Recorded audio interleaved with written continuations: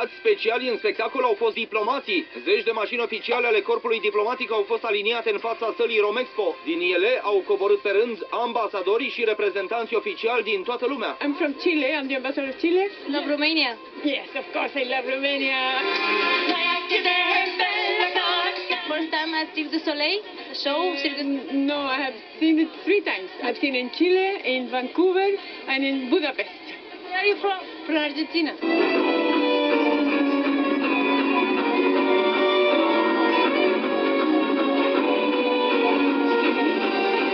Această familie este din Kazakhstan și spune că nu putea rata momentul.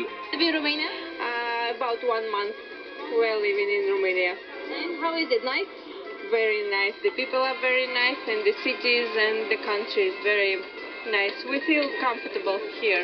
La final, toată lumea a fost încântată, mai ales copiii care nu și-au putut lua ochii de la acrobații agățați de spori sau inele.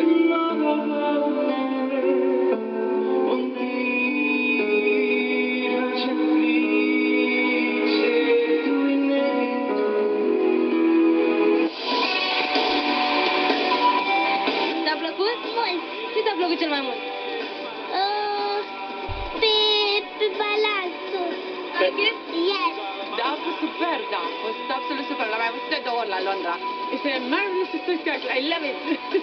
How was the show? It was fantastic. Circul, originar din Canada, mai are încă 5 reprezentații la București. Istoria Cirque du Soleil a început în 1984 de la un grup de 20 de artiști de stradă. Astăzi compania are 4.000 de angajați, incluzând mai mulți de 1.200 de artiști din aproape 50 de țări diferite. Peste 100 de milioane de spectatori din aproape 300 de orașe din 40 de țări, așezate pe 6 continente, s-au lăsat uimiți și încântați până acum de Cirque du Soleil.